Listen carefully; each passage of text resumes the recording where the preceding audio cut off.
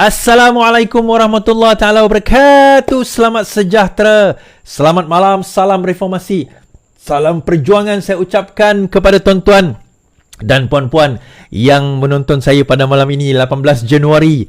Ya tuan-tuan, ada disebut 18 Januari ini. Apa yang akan berlaku 18 Januari ini? Tidak lain tidak bukan, astaghfirullahalazim, kes Sanusi akan dibicarakan pada 18 Januari ini. Jangan tak tahu, jangan tak tahu.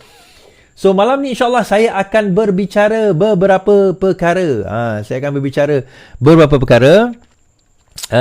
Pertama mengenai Tun M tuduh PMX dalang di sebalik langkah Dubai.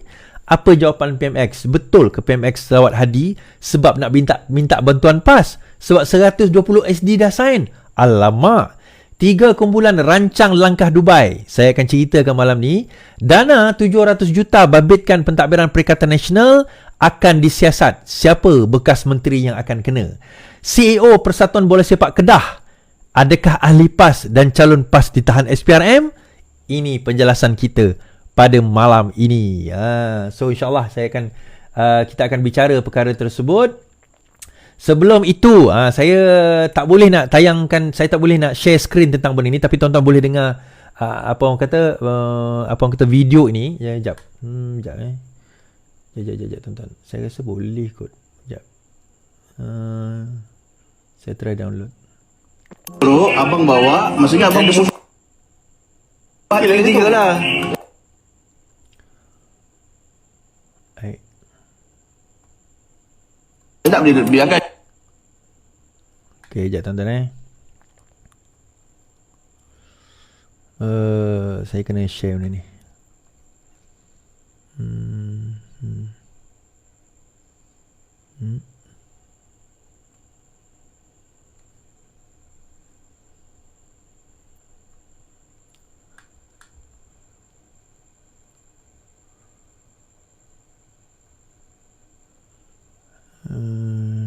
Okay.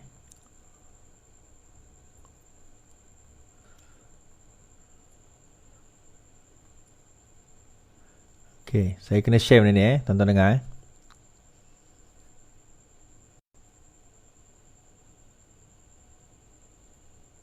Sekejap. Saya tak boleh share ni. Download.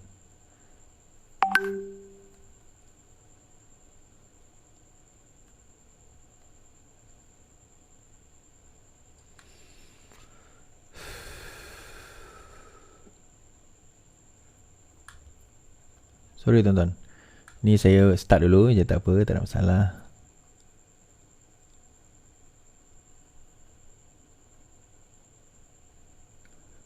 Alright. Bro, abang bawa, maksudnya abang bersumpah lagi 3 lah. Dia tak boleh biarkan charge 3-3. Dia nak jawab dia bersama. Oh, sebanyak lah 3 orang. Mana? Saya ingatkan okey lah, betul lah. Seorang dia tipu, 2 tak. Sorry tuan-tuan, sebab saya tengah nak share satu klip ni, tapi klip ni saya tak boleh nak mainkan. Saya tak boleh nak tunjuk kepada tuan-tuan, melainkan saya kena open dulu, sebab itu dia ada bunyi sound tu kan. Nanti tuan-tuan tengok. So saya kena tunjuk benda ni. Bro, abang bawa, maksudnya abang bersumpah lagi 3 lah. Dia tak boleh biarkan charge 3-3. Okay. Hei, susah betul.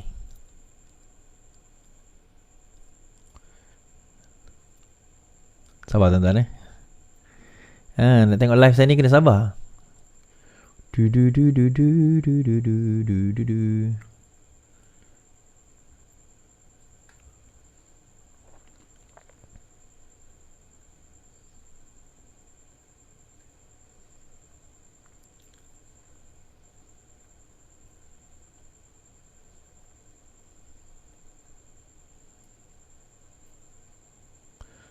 Okay. Susah betul. Okay, kita dengar sama-sama. Bro, abang bawa, maksudnya abang bersumpah lagi 3 lah. Dia tak boleh biarkan. Sekejap.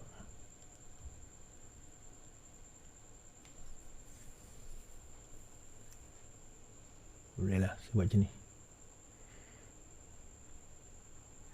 Okay, saya main dulu video Tonton baca, tonton dengar sendiri video yang saya mainkan ini.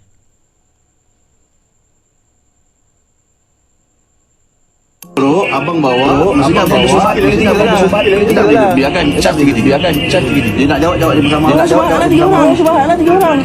Mana? Saya ingatkan mungkin lah. Seorang tipu. Tapi bila dua ni bawa, seorang ni bawa. Subhan. Apa ni? Korang ni. Dia tak ada masalah. Tanya masalah. Aku kalau tak makan aku mati. Makan lapar mati.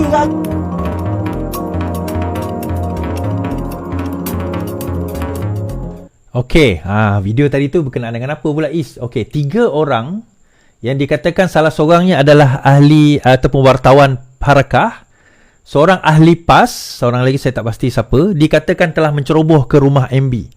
Dua ahli PAS tersebut dikenali sebagai apa nama dia? Safi kan? Safi kan? Saya tak kenal budak tu. Okey, satu laporan polis telah dibuat pada 5 hari bulan 1, iaitu hari ini, lebih kurang jam 4 pukul 5 petang tadi, semasa saya bertugas, ni pegawai penyelia pegawai keselamatan tu lah, di kediaman rasmi MB Negeri Selangor, saya telah terima panggilan anggota polis yang bertugas di pondok pengawal, iaitu Lieutenant Colonel. Dalam panggilan tersebut, beliau memaklumkan kehadiran satu lelaki Melayu mewakili wartawan harakah untuk memasuki kediaman tanpa jemputan, dan tujuan saya memaklumkan kepada anggota sentri kediaman Menteri Besar tiada jemputan dan kebenaran untuk memasuki kediaman. Selang 10 minit telah datang satu kenderaan jenis Proton Wajah nombor pendaftaran yang dinaiki oleh 2 lelaki Melayu bagi tujuan mesyuarat. Kemudian lelaki awal tadi yang bersama dengan LK Mawadi telah membuat pemeriksaan ke atas kenderaan tersebut di kawasan parking kediaman, dan didapati terdapat seorang lelaki yang telah bersembunyi di tempat duduk belakang, dan lelaki tersebut ialah wartawan harakah yang telah dihalang masuk sebentar tadi. Kemudian Lieutenant Colonel pegawai tersebut telah membawa 3 lelaki tersebut untuk tujuan pemeriksaan di hadapan pos pengawal polis atas nasihat siswa politik. Menteri Besar Encik Saifuddin meminta saya membuat laporan polis. So ada cubaan untuk nak apa orang kata ceroboh rumah Menteri Besar, dan dalam cubaan tersebut gagal. Saya pernah pergi rumah MB ni tuan-tuan. Kita tak boleh pergi sembarang. Dia nak masuk rumah tu, dia ada dia punya prosedur. Salah satu prosedur, bila saya sampai-sampai je, dia ada pegawai, dia ada guard. Guard itu bukan guard biasa, dia pegawai polis. So dia tanya apa tujuan. Saya kata ada mesyuarat dengan MB. Lepas tu dia tunjuk mana tak ada pun, saya tak dimaklumkan. Dia kata sepatutnya dia ada dalam grup. Oh, saya kata macam ni. Okey, kita tengok. Oh, ada, minta maaf. Okey. So untuk MB, cek jalan terus, masuk sini, parking sini, dia kata. Alright. So itu prosedurnya. Kan? Bukannya kita kata main terdah, main masuk macam tu tanpa prosedur, tutup kena. Dah kena tahan nanti, dia akan buatlah video yang paling tersakiti lah. Dia akan buat video adalah yang paling orang kata apa, paling yang itu yang inilah. Dialah yang paling sewaktu dengannya lah kan nanti kan. Itu jangan tuan-tuan nak percaya dengan benda-benda tersebut. Sebenarnya itu bukan yang berlaku. Okey. So kita nak bagi tahu bahawa mereka menceroboh tanpa kebenaran daripada pihak Menteri Besar Selangor. Nak masuk, tapi buat appointment tuan-tuan. Lepas tu ada juga yang membela tu. Inilah dia kerajaan kejam, kerajaan zalim. Tuan-tuan, jangan kata rumah MB, rumah kita kena masuk serbu macam tu pun, tuan-tuan nak ke? Kan? Rumah kita sendiri pun tiba-tiba orang terjah masuk, orang kita tak kenal, agak-agak nak apa? Takkan kita nak biarkan macam tu? Kita boleh cas menceroboh. Baru-baru ni ada kejadian, orang nak pergi ceroboh kawasan kediaman rumah kawan saya. Kami boleh cas menceroboh sebenarnya. Dan walaupun kami tak cas pada masa itu, kami boleh cas pada masa lain. Dan kita kenal, kita ada video muka-muka yang menceroboh tersebut. Jangan buat tak tahu. Ni di negeri walaon, negeri ini berlaku. Jangan ingat kita takut benda-benda tersebut. Baik, walaupun kami di Sarawak ni, kita ni memang berbudi bahasa kan. Tapi di Sarawak ni pun agak-agak lah kalau nak masuk rumah orang, menceroboh orang semua orang. Adab mana? Adab mana? Dalam pada itu kita buat satu cerita. Alright. Dakwaan gangguan seksual pelajar seret guru ke mahkamah. Seorang pelajar sebuah sekolah berasrama penuh di Selangor menyeret seorang guru yang juga jurulatih hoki ke mahkamah atas dakwaan melakukan gangguan seksual terhadap kanak-kanak berusia 13 tahun itu 4 tahun lalu. Plaintiff yang kini berusia 17 tahun memfailkan saman pemula terhadap guru bahasa berusia 38 tahun itu di Mahkamah Tinggi Shah Alam. Memandangkan kes saman itu melibatkan pelajar bawah umur, pihak-pihak yang terlibat tidak dinamakan kerana menjaga sensitiviti. Menurut kenyataan yang dituntut dilihat oleh Malaysia Kini, dia mendakwa guru tersebut melakukan gangguan itu sebanyak 2 kali pada tahun 2019. Berhubung kejadian pertama yang didakwa sekitar jam 9 pagi, remaja berkenaan mendakwa guru terbabit memanggilnya ke bilik sukan sekolah dengan alasan untuk berbincang prestasinya dalam hoki. Dia mendakwa ketika guru itu memulakan perbincangan, jurulatih itu tiba-tiba mengeluarkan telefon pintarnya untuk mengambil gambarnya dengan alasan dia adalah kapten hoki. Dia pun pelik lah. Remaja itu mendakwa kemudian guru itu mengarahkan dia untuk mengambil beberapa posisi dan gaya semasa dia merakam, termasuk untuk dia menghadapnya serta berulang kali membuka dan menutup mata serta mulutnya. Dia mendakwa berasa terpaksa akur untuk mematuhi arahan untuk merakam foto yang tidak pernah dipersetujuinya itu. Ini termasuk arahan dia membelakangi guru itu sambil membongkokkan badan ke hadapan dan tangannya bersandar pada sebuah kabinet, manakala guru terbabit mengambil gambarnya dari arah belakang. Plaintiff mendakwa kejadian berlaku kira-kira jam 9.30 malam pada bulan Disember. Malam ni tuan-tuan, apabila guru itu secara tiba-tiba menghantar WhatsApp kepadanya semasa dia berada di rumah dan mengarahkannya merakam beberapa gambar dirinya. Pelajar itu mendakwa defendant itu mengarahkan untuk mengambil gambarnya dalam posisi dan gaya, termasuk merangkak serta dia berulang kali diarahkan guru terbabit membuka dan menutup mata serta mulut serta berbaring. Dia mendakwa perkara itu berlaku sehingga jam awal 3 pagi. Dengan guru berkenaan didakwa berulang kali menghantar mesej mengarahkannya untuk merakam gambar dan menghantar gambar itu kepadanya sehingga dia berpuas hati. Dakwa pelajar itu dia kemudian merasakan kepatuhan, submissiveness, terikat dan terpaksa akur untuk mematuhi arahan lelaki itu untuk memadam semua mesej WhatsApp serta gambar yang dia rakam pada telefon bimbit. Di samping ibu dan abangnya yang selaku plaintiff bersama abangnya telah meninggal dunia pada 2020, pelajar itu berhujah arahan berunsur seksual samaan dengan cuba untuk menormal kejadian itu dan merupakan pengantunan atau grooming terhadapnya. Dia mendakwa sejurus selepas 2 insiden yang berlaku, dia mendapat tahu beberapa ahli pasukan hokinya telah menerima arahan berbentuk seksual yang sama kepada guru itu. Dia mendakwa sekitar 2020 guru itu sekali lagi menghubunginya semasa dia sakit dan minta dia merakam gambar dirinya dengan alasan memastikan keadaannya. Bagaimanapun dia menolak dan itu menyebabkan guru itu memadam mesej berkenaan. Dia kemudian pada Februari yang sama seorang pelajar perempuan sekolah berasrama penuh yang juga telah membuat laporan berhubung dakwaan gangguan seksual oleh guru terbabit.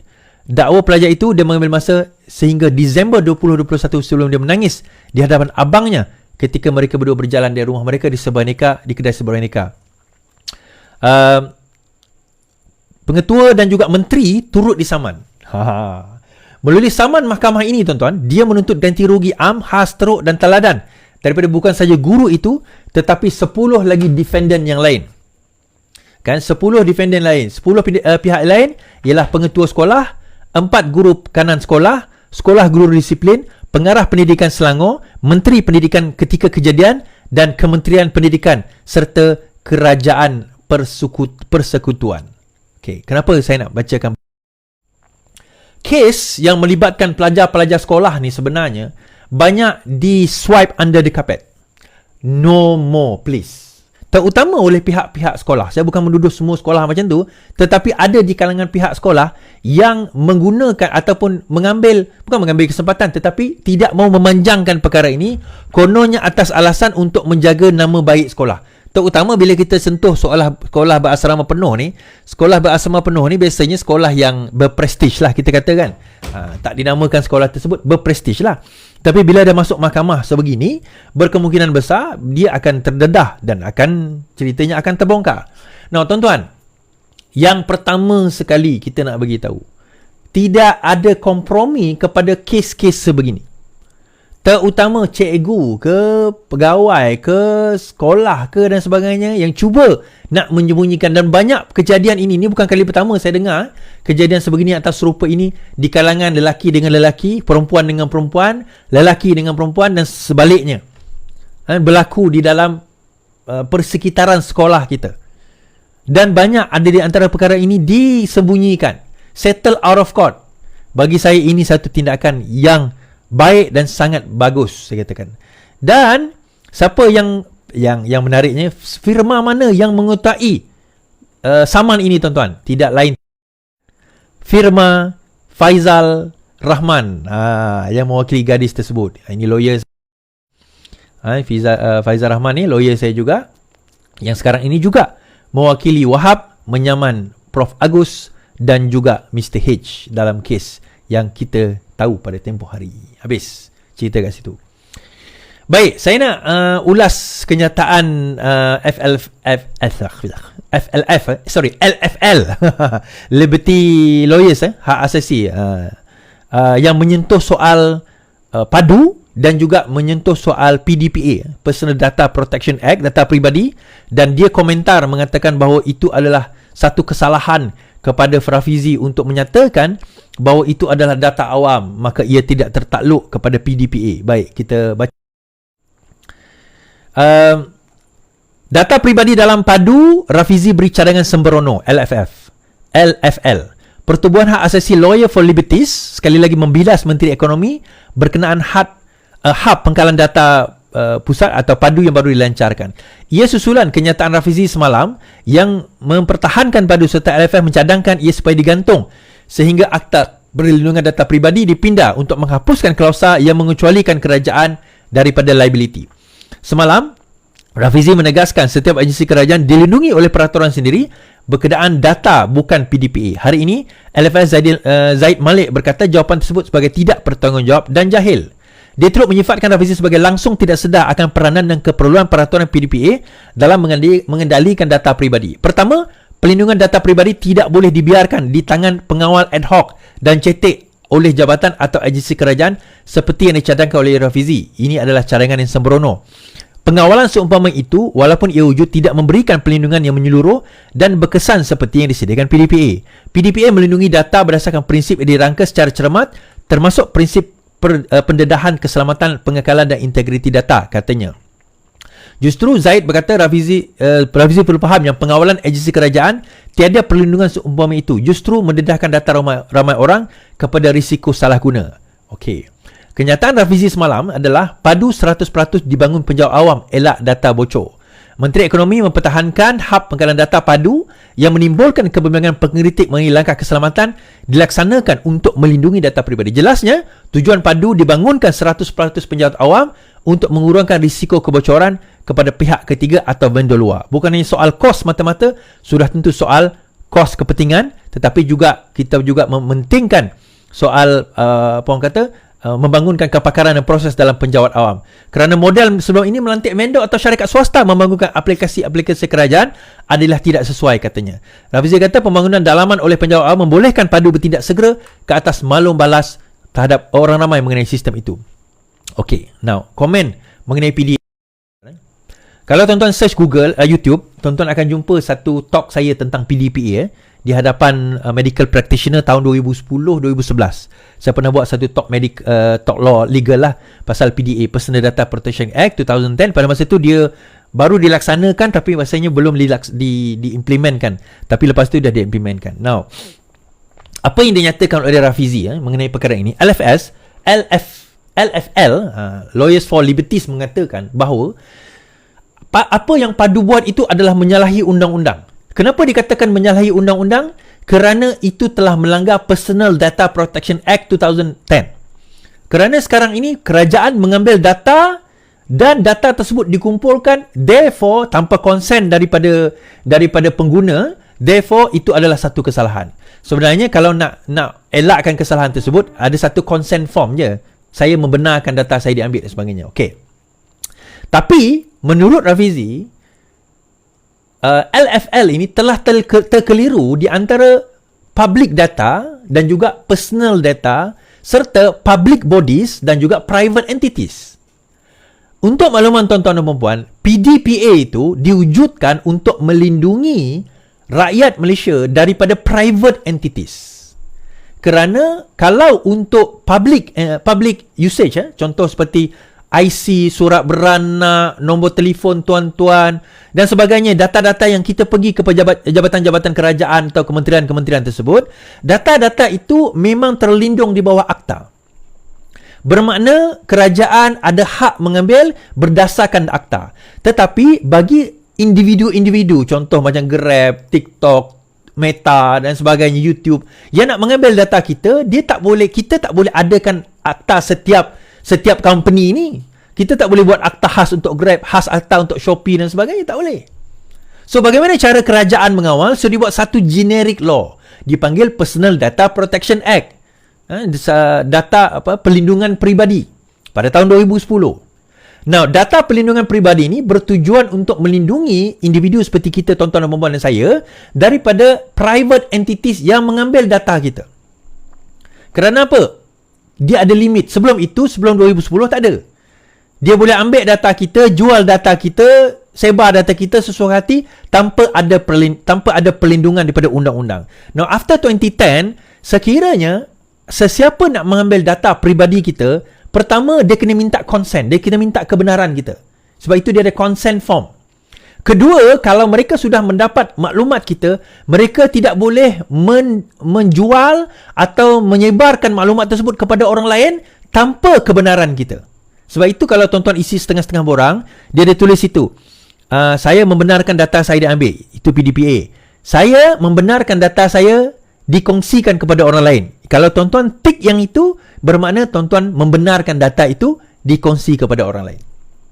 Kalau tak tik, bermakna tuan-tuan dan puan-puan terlindung di bawah PDPA. Now, argument daripada LFL dia kata, tak, benda itu tak valid, dia kata. Sebab apa? Kita kena tunggu pindaan daripada PDPA 2010. Bagi saya macam ni lah. Saya rasa betul kata Rafizi. FLL ni dia kata dia orang undang-undang tapi dia tak faham. Dia tak faham kata buat tak faham. Saya tak faham. Okay, dia macam ni. Katakanlah LFL punya argument tu betul. Katakanlah LFL punya argument itu betul. Dia mengatakan tunggu amendment tersebut berlaku dahulu. Dia akan jadi akademik je. Sebab yang nak buat amendment kalau atau pindaan tersebut adalah kerajaan, adalah Rafizi. So akhirnya benda tu je sekadar akademik. Dia tidak tidak menjadi masalah dekat situ. Itu yang pertama. Yang kedua, PDPA ni hanya akan teraktif kalau sekiranya ada masalah dan isu kebocoran. Di situ kita boleh mula menggunakan PDPA tersebut. Now, dalam hal ini saya kata, adakah padu melanggar data? Jawapannya tidak. Melanggar PDPA? Jawapannya tidak. Argument mengatakan bahawa kerajaan berhak mengambil data kita? Yes. Itu secara undang-undangnya sebegitu. Kalau tak, kita tak boleh ada IC, tuan-tuan. Kita tak boleh ada IC, kita tak boleh ada surat abang anak, itu semua data. Nama tuan-tuan, nombor alamat tinggal tuan-tuan, benda, pekerjaan dan sebagainya, itu semua data. Dan the moment tuan-tuan bagi data tersebut, there's a consent. Boleh tak kalau saya tak isi padu? Boleh. Tuan-tuan, dia macam ni. Padu ni, dia ada dua. Satu, yang memang data daripada kementerian. Data daripada pelbagai agensi. Dan yang itu dah ada. Kalau tuan-tuan tak nak tambah data tersebut, itulah data yang akan digunakan oleh kerajaan nanti bagi tujuan yang akan datang. In the future punya sense. Ada orang kata, aku tak nak lah isi data padu ni. Biar mampuslah dengan dia. Tak apalah. Tuan-tuan tak isi data padu bukan bermakna tuan-tuan tak ada data dalam kerajaan. Ada. Tetapi data setakat yang kerajaan ada lah. So kalau data itu tersilap, contoh, bila saya isi padu tu, saya tengok data dalam padu tu tempat kerja lama saya. Saya dah tak kerja lagi kat situ. Lama dah, sejak 2014 saya tak kerja kat situ. Tapi data tu masih ada. So saya amend. Saya kata saya dah berhenti kerja, saya amend kepada kerja saya yang baru. Ada data yang mungkin kita nak masukkan, yang bilang, kalau tuan-tuan tak nak masuk, tak apa, tak ada masalah. Tapi jangan salahkan kerajaan kalau tuan-tuan tak dapat subsidi. Kan? Bukan kata kalau tak isi tak dapat subsidi. Bukan. Kadang-kadang dia macam ni. Mula-mula kita tak dapat. Kemudian bila kita isi, rupanya kita layak. Ada juga berlaku. Ada juga keadaan, zaman dulu, zaman yang data itu ada, tuan-tuan ni orang kaya. Tak layak dapat subsidi. Tiba-tiba sekarang tuan-tuan dan perempuan susah. Tapi sebab tuan-tuan dan perempuan ni walaupun tak nak isi. Aku tak nak isi. Tuan-tuan pun tak nak isi. Lala tak dapat subsidi. Minyak bersasar pun tak dapat. Sebab kerajaan akan berdasarkan pendapatan masa tuan-tuan kaya dahulu. Tuan-tuan tak update. So salah siapa? Salah kerajaan ke salah tuan-tuan? Kerajaan tak tahu pendapatan tuan-tuan sekarang macam mana. Kerajaan tak tahu tuan-tuan dah berhenti kerja ke tak berhenti kerja. Itu bukan tugas kerajaan, sebab melainkan kalau tuan-tuan dan perempuan kerja kerajaan lah. Itu okey lah kan. Tapi selain daripada itu, kita tak tahu. So that's why kena update kan padu, nampak masukkan data yang sepatutnya. Kenapa? Antara lainnya adalah untuk subsidi bersasar, tuan-tuan. Orang duk sibuk tahun lepas tu. Ini kerajaan teruk. subsidi kita sampai kepada pekerja asing. Subsidi kita sampai kepada pekerja asing. Padu tak nak isi. Tu bila dah tak dapat subsidi nanti, inilah kerajaan teruk, tak nak bagi subsidi pada saya yang susah ini. Macam mana saya nak tahu, kerajaan nak tahu kamu susah? Apa ingat kerajaan boleh baca minda ke? Kan? Dan satu lagi, nanti ada kebocoran lah sebab nanti pekerja asing akan dapat bantuan. Tuan-tuan, pekerja asing tak boleh isi padu tu. Sebab IC dia tak ada.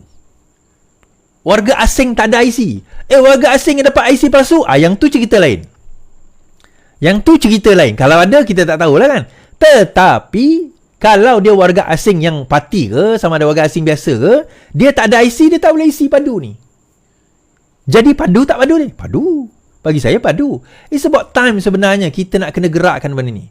In small things adalah masalah PDPA lah. Amend lah. Dia dah kerajaan. Amend je. Tak ada masalah. Sebenarnya benda tu tak membawa isu yang besar pun.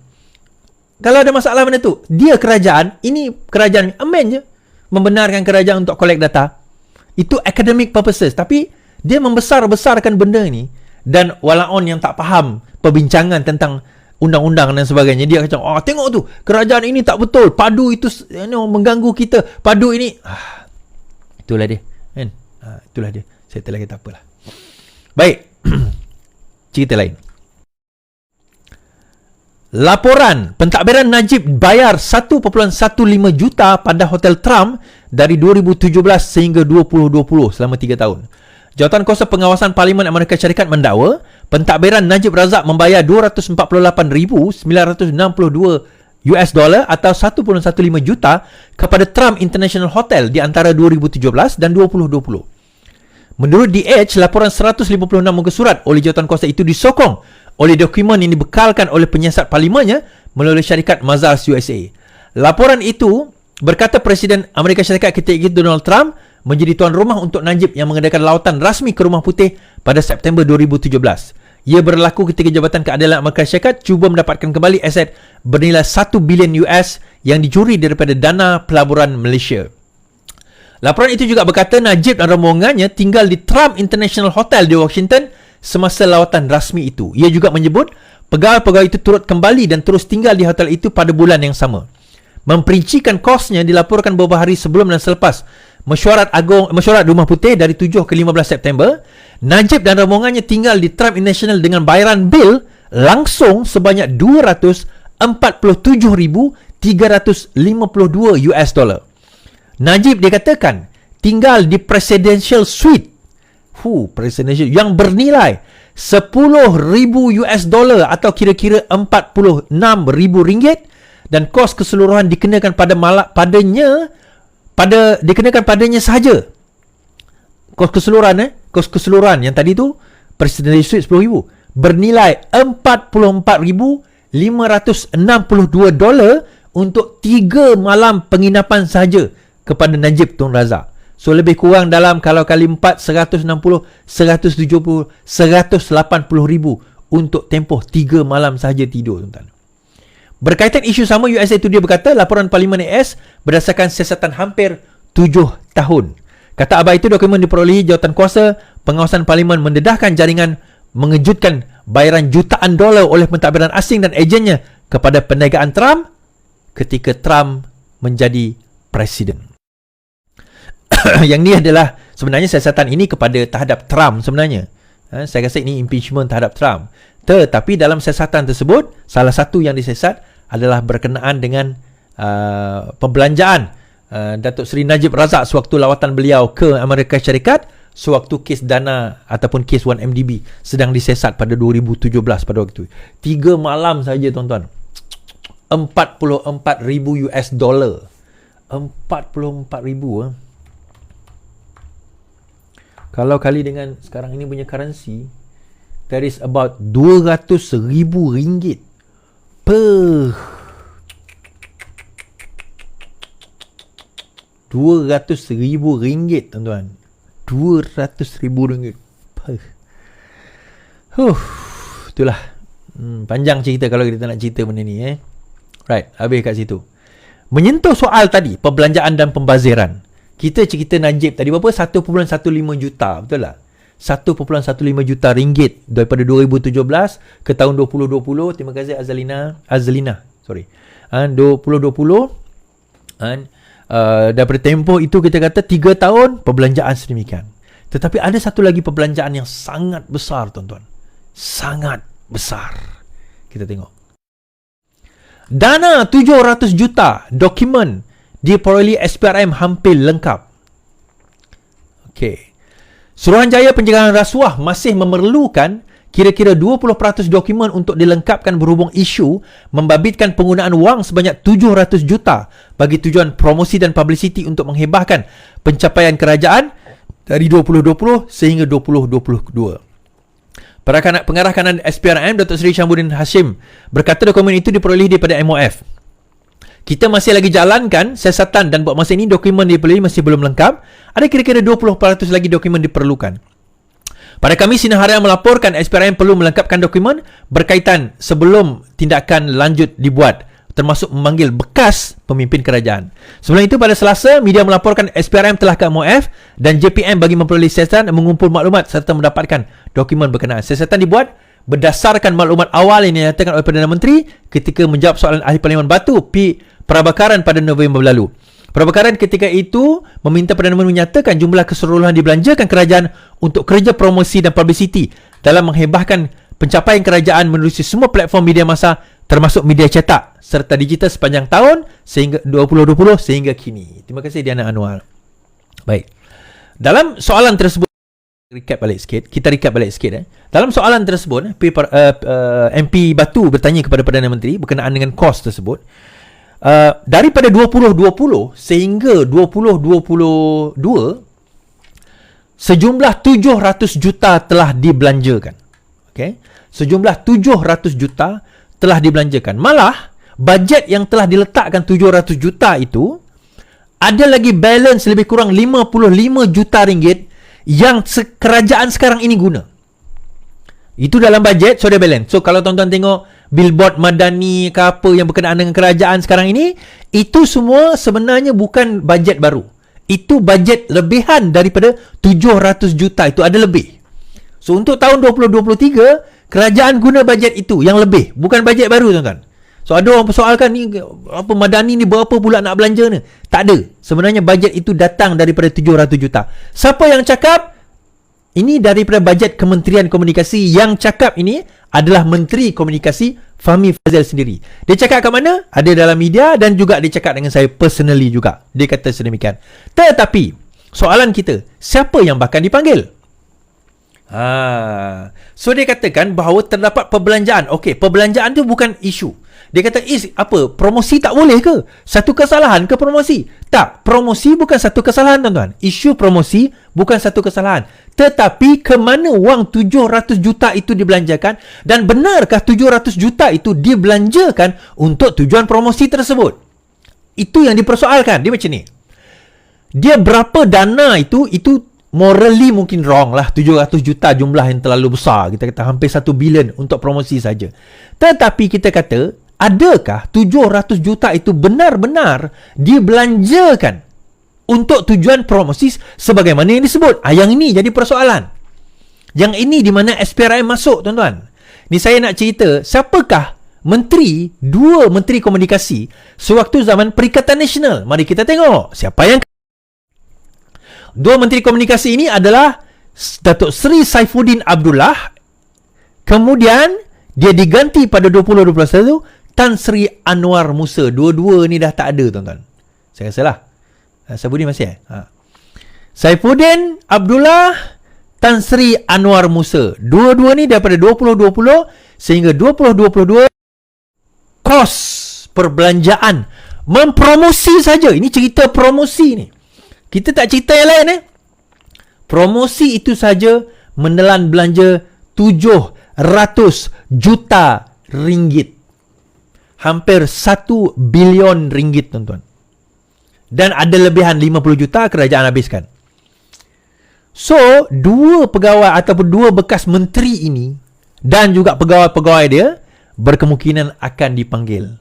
Datuk Seri Saifuddin Abdullah adalah bekas ahli Parti Keadilan Rakyat yang menang tetapi khianat dan lompat bersama dengan Azmin menyertai kerajaan pengkhianat dan dilantik menjadi menteri komunikasi lah.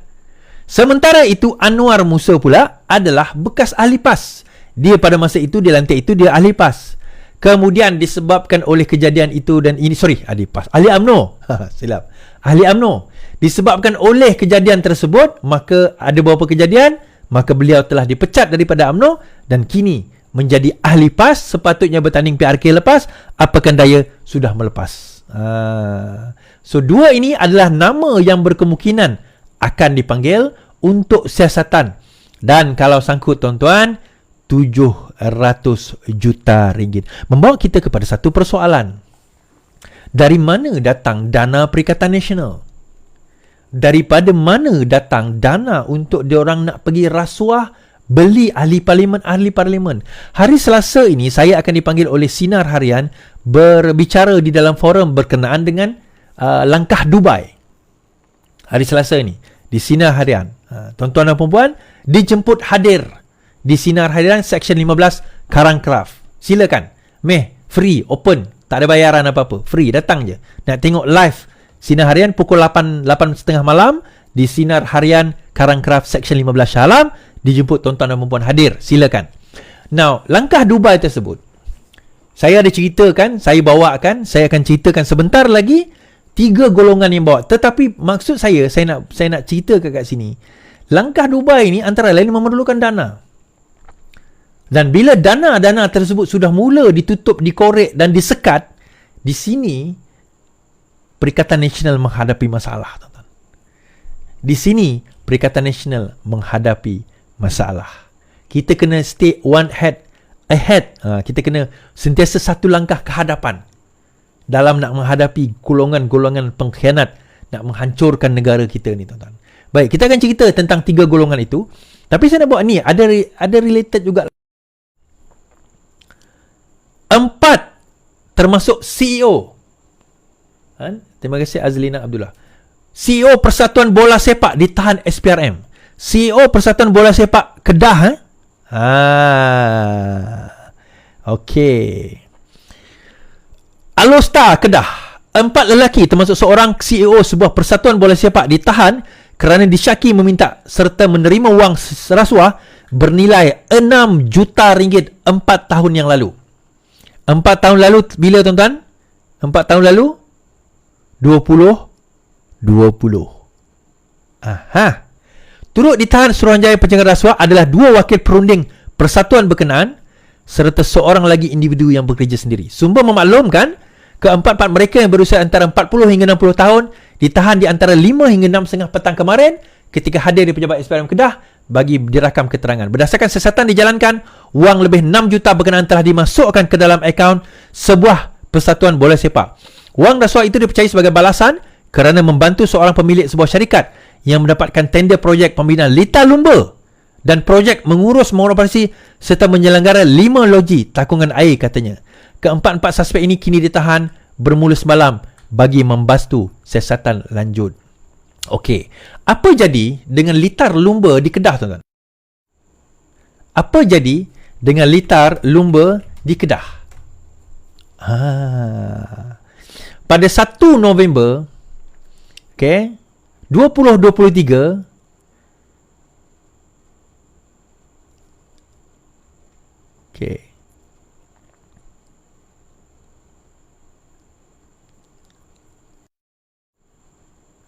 litar lumba di Kedah dikatakan tidak siap-siap, terbengkalai. Ini pada tahun November 2023. 6 tahun tunggu litar lumba Kedah tidak siap-siap. Peminat sukan, kerajaan negeri telah beberapa kali berjanji untuk menyiapkan pembinaannya selepas hanya kerja-kerja tanah dilakukan. Kegagalan kerajaan negeri menyiapkan projek itu secara tidak langsung menimbulkan persoalan apa sebenarnya yang berlaku. Apa sebenarnya yang berlaku? Tuan-tuan, 6 juta dah dibayar oleh syarikat yang dapat tender pembinaan litar lumba dan projek mengurus. 4 tahun yang lalu 6 juta. Tetapi di mana pergi litara lumba? Itu yang pertama. Itu soalan kita yang pertama. Kedua, siapa pengurusi Kedah FA? Atau sekarang ini dipanggil Kedah Darul Aman.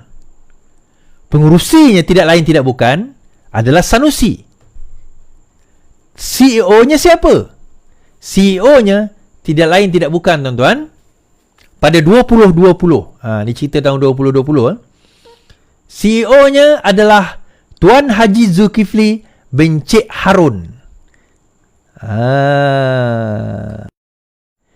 Pada tahun 2020, Kedah FA sekalung tahniah Tuan Haji Zulkifli bin Cik Harun dilantik sebagai Ketua Pegawai Eksekutif Kedah FA pada waktu itu. Now, siapakah dia? Haji Zulkifli Cik Harun. Beliau adalah calon N13 Kota Darul Aman pada tahun 2018, PRU 2018, tuan-tuan. Tetapi dia kalah teruk dekat Kota Darul Aman. Tetapi dia calon PAS.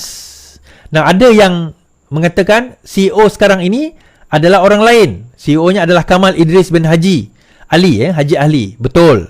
CEO ni dilantik pada tahun, kalau tak silap saya, 2021 hujung atau 2022. Lebih kurang macam tu. Kan? Kamal Idris bin Haji Ali. Ini adalah CEO yang baru. Tetapi dikatakan cerita ini berlaku 4 tahun yang lalu. So, kalau 4 tahun yang lalu, bukan Kamal ini, bukan Kamal Idris. Ada yang kata, tapi yang ni Kedah KDA, Kedah Darul Aman. Yang tadi tu Kedah FA. Kedah FA telah ditukar nama kepada Kedah Darul Aman pada tahun 2021. Betulkan saya kalau orang Kedah kata saya silap lah. Tetapi Kedah FA, sewaktu CEO dia daripada PAS, telah pun ditukar nama kepada Kedah Darul Aman atau KDA, dan juga telah ditukar dia punya pengurus dia kepada someone else, Cik Daud sebagainya, pada tahun pada tahun 2021. Kan? Untuk to put things into perspective, tuan-tuan boleh baca yang inilah. Saya tunjuk je. Okay, boleh baca yang ini. Prior to 2021 season, the club changed its name from Kedah FA to Kedah Darul Aman on 25th of November 2021. Tan Sri Dr. Muhammad Daud Bakar has been appointed by the President of Kedah Football Association, Datuk Seri Haji Muhammad Sanusi Makno, as the Chairman of Kedah Darul Aman. Silap, chairman saya adalah, the chairman dia adalah Tan Sri Datuk Daud Bakar, tetapi Presiden dia adalah Sanusi. Saya tersilap tadi. Okay, nampak So, bila orang PAS berbangga, kita tak ada rasuah. Ini kita cerita yang ni, tuan-tuan. Kita cerita itu yang MBI tu. MBI yang kena tangkap pasal rasuah, isu rasuah REE tu. Yang tu pun bekas calon PAS juga, tuan-tuan. Kita belum cerita yang tu lah, bekas calon PAS juga tu. So, macam mana tu? Tuan-tuan fikirlah sendiri. Agak-agak lah tersadung di mata duit, tuan-tuan. Tersadung di mata duit. Litar tak siap, Langkawi pun macam itu, malam-malam karaoke dengan perempuan. Itulah dia pemimpin PAS Kedah dan juga Malaysia. Hashtag Pasik, hashtag Pasik, tuan-tuan. Hashtag Pasik, boleh tak? Hashtag Pasik, boleh, tuan-tuan? Haji Hadi kata, dia kata apa, pemberi rasuah paling ramai orang bukan Melayu. Ya, mengikut statistik, tapi dia lupa peminta rasuah paling ramai orang Melayu kita sendiri. Bagi malu saja. Hashtag Pasik, P-A-S-I-K, Pasik, tuan-tuan. Cakap tak serupa bikin. Cakap tak serupa bikin. Baik. Now, hari ni, okay, habis. Pasik. Bukan Parsik. Pasik. Betul. Pasik. Hari ni, tuan-tuan, Perdana Menteri kita, okay, habislah cerita Pasik tu lah. Tapi kita teruskan hashtag Pasik tu. Sekali lagi, telah menunjukkan satu akhlak seorang Muslim yang sangat baik. Okay. Akhlak seorang kawan dan sahabat yang sangat baik. Orang maki dia, orang kata dia macam-macam, orang hina dia. Tapi hari ini dia dengar bahawa Tuan Guru Haji Hadi telah ke IJN buat dialisis, PMX pergi melawan. Anwar ke IJN tapi tak dapat jumpa Hadi. Sejurus telah menunaikan solat Jumaat. Datuk Seri Anwar Ibrahim bergegas ke IJN untuk menziarahi Presiden Tan Sri Hadi Awang dan rakan sarjana British Profesor Zaiduddin Sardar yang menerima rawatan di situ. Bagaimanapun, Perdana Menteri berkata beliau tidak sempat bertemu dengan Abdul Hadi kerana ahli Parlimen Marang itu sedang menerima rawatan dialisis setelah menjalani beberapa prosedur kesihatan. Keadaan Abdul Hadi saya dapat tahu daripada doktor stabil.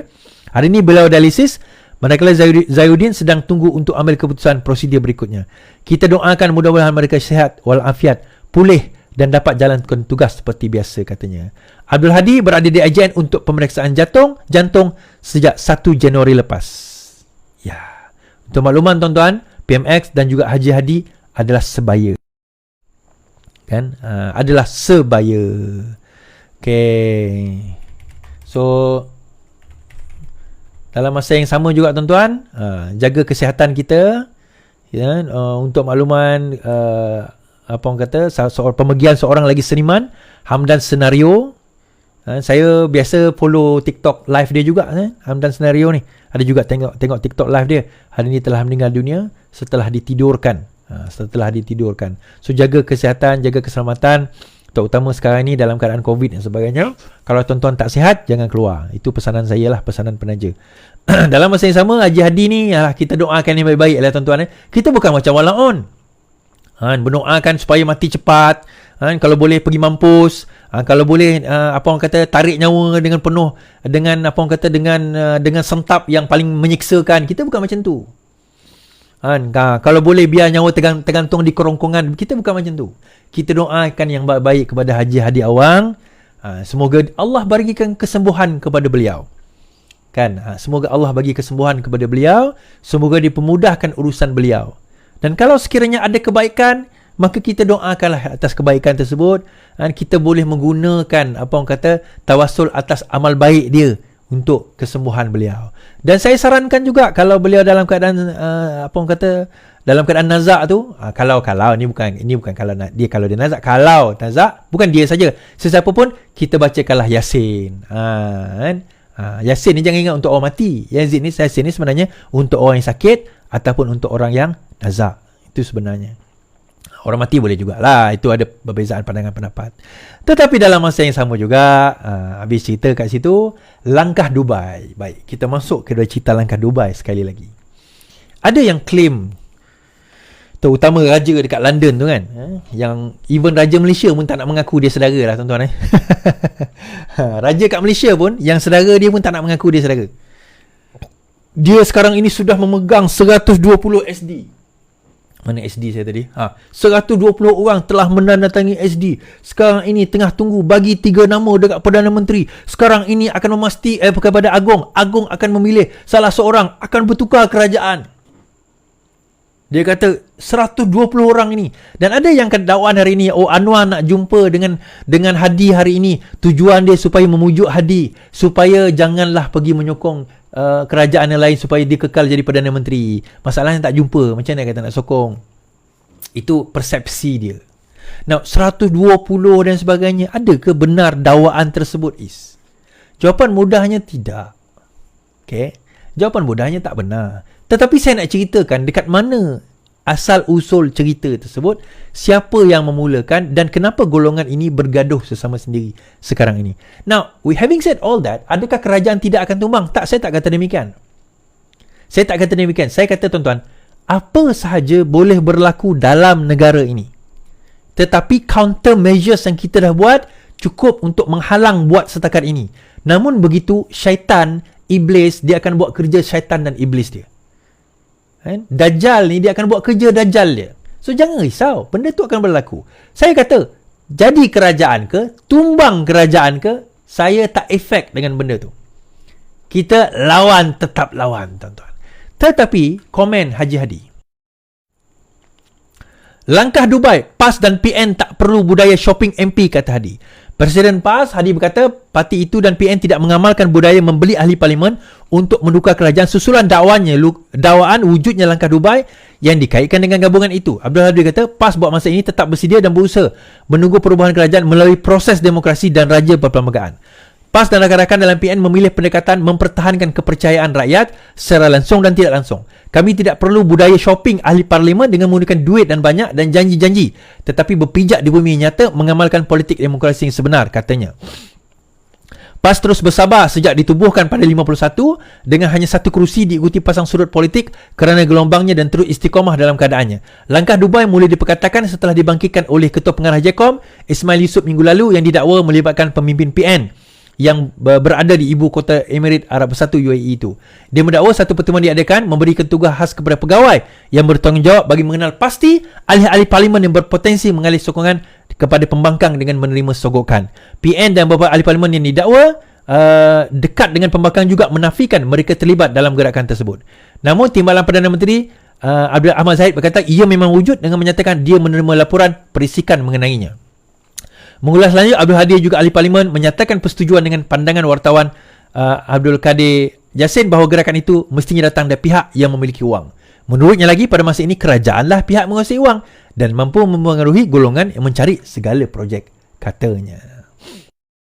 Menjawab persoalan tersebut, pada tahun 2020, Pakatan Harapan pun kerajaan.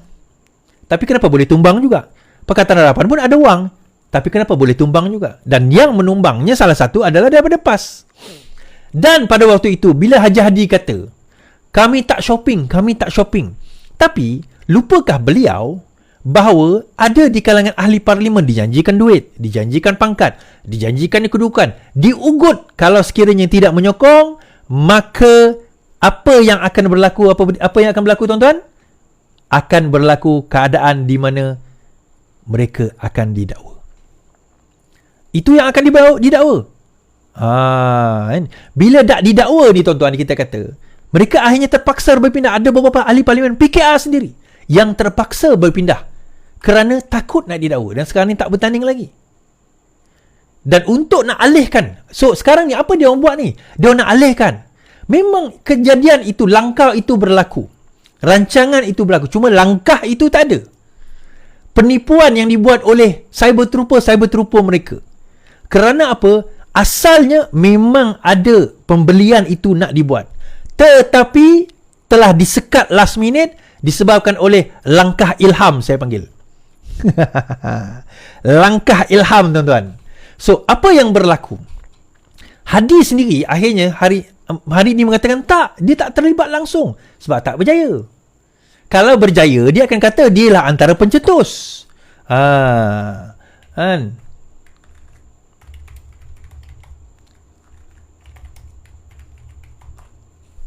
Dialah antara pencetus.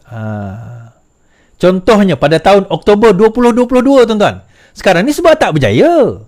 Kalau berjaya, dialah yang terpaling hero. Sebab tak berjaya ni, dia kata, tak ada, PAS tak terlibat. Kan kita tak tahu mana. Kita bukannya nak pergi shopping. Tapi tuan-tuan ingat tak pada November 2022 Hadi mengaku gerakan Sheraton, mengaku gerakkan langkah Sheraton, calon Muhyiddin sebagai PM. Dia mengaku bahawa dialah yang menggerakkan langkah Sheraton tersebut. Itu klaim Hadi. Dan untuk divertkan isu ini, apa kata Tun Mahathir? Anwar, pakar kerajaan pintu belakang, Dr. M nafi langkah Dubai. Bekas Perdana Menteri Anwar Ibrahim menafikan dia terlibat dalam langkah Dubai, mendakwa dia sudah lama tidak berkunjung ke ibu kota Emirat Arab Bersatu. Mahathir turut menyerang Perdana Menteri dengan mendakwa Anwar adalah pakar dalam gerakan pintu belakang. Saya pasti ramai masih ingat langkah 16 September menubuhkan backdoor government. Selain itu, ada juga langkah kerajaan untuk naikkan isteri untuk jadi Menteri Besar Selangor. Ada juga langkah yang bersandar I have the numbers dan juga langkah strong, formidable and convincing majority. Semua adalah langkah untuk mengambil alih kerajaan secara pintu belakang, katanya. Yang pertama, langkah Kajang tak pintu belakang pun. Langkah Kajang, kita minta Menteri Besar letak jawatan dan dia adalah Menteri Besar di dalam parti kita sendiri. Bukan perkara pelik berlaku pun. Di Perak berlaku. di dalam kerajaan bersatu itu sendiri. UMNO minta letak jawatan disebabkan hilang kepercayaan. It's nothing, bukan benda yang pelik. Malah di Sarawak pun pernah berlaku. Kalong Ningkan pernah diminta step down. It is nothing new. Dia bukannya berlaku sebagaimana yang berlaku dengan Sheraton. Itu pintu belakang, tuan-tuan. Kemudian dia kata ada strong formidable number. Pada masa itu, kerajaannya adalah Pakatan Harapan. Dia sendiri ada dalam tu. Yang nak tukar kerajaan pada waktu itu. Dia dah lupa ke? Dia dah lupa ke dia yang buat statement kata kita akan bentuk kerajaan pada waktu itu? Dia dah lupa ke? Atau dia buat lupa?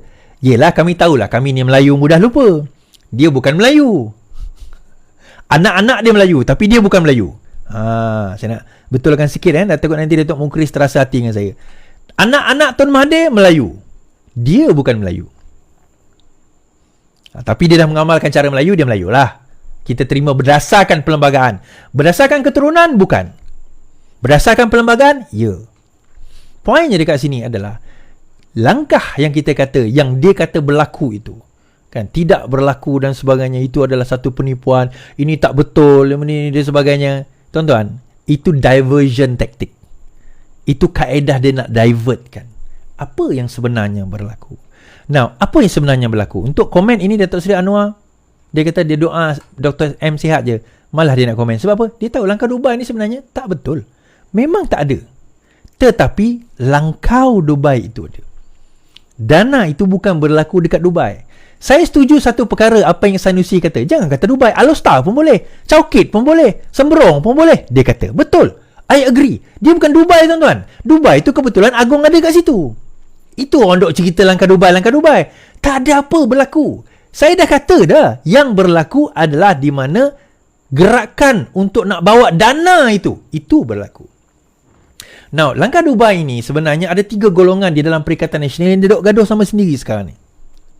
Golongan pertama adalah golongan PAS. Golongan kedua adalah golongan Bersatu. Golongan ketiga adalah golongan Tun Mahathir. Okay, ini 3 golongan tersebut. Nah, golongan PAS adalah mereka yang ikut je. Dia tak kisah. Asal jalan, dia on. Tetapi mereka inilah yang menjadi perekat atau penyambung kepada hubungan di antara geng Tun kepada Bersatu. Kita kena faham Bersatu ni tak boleh terima Tun dah. Tun ni memang dah dibuang daripada Bersatu. Dah out. Tetapi siapa yang ambil Bersatu ke dalam ambil Tun ke dalam Perikatan Nasional? PAS. Siapa yang kutip Tun masuk ke dalam Perikatan Nasional? PAS. Apa tujuan dia? Kita kena faham satu benda. Tun ni memang mungkin dia tak banyak duit. Tetapi dia kenal ramai orang yang banyak duit. Dan dia kenal dan dia tahu siapa-siapa pemegang-pemegang duit. Harta Ismit di dalam negeri dan harta Ismit di luar negeri. Itu kelebihan dan kebijaksanaan Tun. Kita tak menafikan perkara tersebut. Kita baru dengar cerita dia bail out anak dia ratusan bilion guna duit Petronas. Itu anak-anak dia. Kita belum dengar cerita kroni-kroni dia. Saya ada satu buku macam saya kata, The Malaysian Maverick. Satu buku ditulis oleh Barry Wayne. Mendiang Barry Wayne, Asian Wall Street Journal punya jurnalis, menulis tentang kisah bagaimana korupsi yang berlaku pada zaman Mahathir. Daripada zaman awal sampailah zaman dia retire. Perkara tersebut berlaku. Now, 3 golongan ini, isu dia sekarang ini, golongan Tun terdiri daripada Papagomo, Papukari. Ini adalah golongan yang sekarang ini mengatakan bahawa gerakan ada. Numbers ada. Kita akan tukar kerajaan 18 hari bulan. Jumaat ini. Esok, lusa. Dia duk main benda tu. Itu tugas mereka. Okay? Tugas mereka adalah untuk play the narrative. Play the narrative. Apa tujuan? Kenapa? Now, dia cakap benda tu bukan sebab dia nak divertkan. Bukan sebab Papagomo nak divertkan benda tu tak berlaku, tak. Sebenarnya, mereka ada basis kepada kenapa mereka cakap demikian. Papagomo bercakap demikian, Salim berkata demikian, dia ada basis dia. Basis dia adalah kata-kata daripada orang kuat Tun kepada mereka bahawa sudah ada numbers yang dah dibeli dan bersetuju untuk menyokong kerajaan Perikatan Nasional pada waktu itu. Namun yang mereka tak anticipate, dia tak jangka, hari Jumaat bangunan Ilham atau hari Sabtu, bangunan Ilham itu disita. Bila AMLA trigger, bukan setakat bangunan tu tuan-tuan, dengan harta-harta ismit ulam raja di dalam negara dan di luar negara akan terkena. Tetapi adakah dana itu datang daripada Daim? Bukan. Ini orang silap quote saya. Sampai ada 2-3 video dia kata Daim yang bawa. Silap. Saya tak kata macam itu. Saya kata AMLA pada Daim itu trigger kemasukan duit dengan dana yang banyak. Itu maksud saya. Duit itu datang daripada mana? Siapa punya duit? Saya tak nak cakap. Sumber tu saya tak nak cakap. Tetapi saya boleh katakan dia adalah kroni yang kenal kepada Tun Mahathir. Adakah dia berkaitan dengan Daim? I neither confirm nor deny. Now, dalam keadaan tersebut, bila dana duit itu tak bergerak, tuan-tuan, nak keluar daripada UMNO, tuan-tuan kena bayar 100 juta ringgit. 100 juta ringgit kepada UMNO kalau sekiranya khianat pada UMNO. Tetapi UMNO lupa satu benda, loophole. Loophole-nya apa? Itu kalau dia keluar daripada UMNO. Kalau dia menyatakan tak menyokong PMX, adakah dikira sebagai hilang 100 juta? Dia boleh dipecat. Dia tidak ada masalah dia pecat. Tetapi dalam masa sama dia tahu kalau dia bertanding lepas ni, dia mungkin kalah. So dia perlukan dana. Dia perlukan duit. Dan dipecat tidak ataupun digantung dan dipecat tidak menjadikan anda keluar daripada parti. Kita tengok apa yang berlaku di Bersatu dan juga apa yang berlaku kepada Hishamuddin sendiri, digantung daripada parti. Tak keluar daripada UMNO. Tetap seorang ahli parlimen, tidak dikira lompat parti. So, 3 golongan ini sekarang ini duk gaduh sama sendiri. 2 lagi ni duk bertanya. Mana cerita kami duk jaja ni? Kami duk jaja ni Jumaat lepas Sabtu, lepas 18 hari bulan, duk menjaja cerita kita ni kerajaan nak tumbang ni. 2 golongan ni daripada tim Bersatu punya cyber trooper, Ratu Badak dan sebagainya. Kemudian tim daripada PAS semuanya punya cyber trooper. Sebab tim Bersatu dengan PAS punya cyber trooper duk malu tuan-tuan. Duk kena pasik ni. Duk kena pasik. Duk malu sekarang ni. Janji kata nak tumbang. Tak tumbang. So, diorang dah malu. Diorang dah duk jaja ni. Kita akan tumbang. Buat nyanyian, buat miming kat dalam TikTok. Dia duk kutuk dan sebagainya. Habislah. Diorang ni habislah. Cerita habislah tu tak habis-habis tuan-tuan. Cerita habislah tu tak habis-habis. Ada seorang mamat daripada UK ni duk tunjuk kita ada 120 SD. Saya cabar beliau namakan, selain daripada PN, tolak PN tepi, namakan siapakah balance 120 itu. Saya cabar beliau. Saya tahu dia takkan nak, bukan dia takkan nak, dia tak ada pun nama tu. Nama tu tak ada. Dan salah seorang yang ada, katanya ada nama di dalam senarai tersebut, Timbalan Menteri Abdul Rahman Lipis, ada nama di dalam tu, dalam senarai kononnya 120 orang itu. Sekarang ini menyatakan saman kepada seorang YouTuber kerana menyebut nama dia ada di dalam senarai tersebut. Dia kata nama saya tak ada. Dia saman orang yang sebut nama dia. So dah tolak 1 ke jadi 119? Ke macam mana? So dia main sentimen ni mudah je tuan-tuan. Tuan-tuan, kita ni semua ni yang duk shock politik ni, kita berada dalam kerajaan fragile tau. Kita goyang sikit je tuan-tuan rasa macam ni kerajaan ni stabil. Kan? Kerajaan ni stabil. Dia nak lompat kenapa? Akhirnya Mahathir sendiri kata tak ada, Hadi sendiri kata tak ada. Bukan tak ada tu tak berlaku. Ada cubaan tetapi gagal. Untuk mengelakkan kemaluan tersebut, besarnya kemaluan itu, maka apa mereka buat? Oh, kami tak tahu. We don't know anything. Oh, ya ke? Tak tahu. What happened? Kami tak tahu apa yang berlaku. Kan? Okay. Apa yang saya cuba nak sampaikan kat sini? So, akhirnya 3 golongan ini duk gaduh sama sendiri ni, tuan-tuan. Seorang ni kata 18, duk meratip je lah. Seorang ni kata ada dia punya SD dia. Seorang ni kata ni macam tu, akan jatuh. Akhirnya kita terpaksa sibuk dengan benda ni. Kita lupa satu benda yang lagi besar, tuan-tuan. Apa benda lagi besar? 700 juta bangunan Daim disita. 700 juta tu melibatkan Menteri PN nanti tau. bangunan Daim disita. Kes siapa? Sanusi 18 hari bulan ini. Kes Sanusi 18 hari bulan ni, jangan lupa. Dan juga Februari berlangsung selama 10 hari. Dan ini ada satu gerakan lagi saya kata. Sanusi semalam confident 2 hari lepas. Dia kata kerajaan akan tumbang, jangan risau. Tak, saya kata dia akan tumbang. So apa saya kata dia akan tumbang? Kalau dia dapati bersalah, geng dalaman PAS yang anti Sanusi sudah mulakan gerakan ganti Sanusi kepada MB baru. Tindakan dia berkaraoke memalukan. Litar tak siap. Kedah FA terpaksa ada terima dana rasuah. Sekarang ini REE juga terlibat dengan rasuah. Kes-kes ini menyebabkan PAS yang anti Sanusi mengatakan Sanusi patut digugurkan. Kes tersebut, hasutan ni just sekadar alasan saja. Dan mereka akan pastikan, saya kata Sanusi akan digugurkan. Calon lain ada. Tonton tengoklah nanti. Okay, alright. Ada kata, Iswadi UMNO dah pindah perlembagaan parti, bercanggah dengan parti, dikira lompat parti, selari dengan akta anti lompat parti. Ya, saya tahu Muhammad Afiq, saya tahu. Tetapi dalam keadaan tersebut, dia orang boleh fight lagi. Kerana di dalam undang-undang anti lompat parti bercanggah dengan bercanggah dengan kenyataan daripada parti, tidak dikira lompat parti. So kalau dia ubah benda tu pun, dia tidak dikira melanggar lompat parti. Faham maksud saya kan? Dia tidak dikira melanggar lompat parti. Mungkin dia boleh saman 100 juta, tetapi dia tidak dikira sebagai hilang kerusi tersebut. Kerana tengok apa yang berlaku pada Bersatu lah.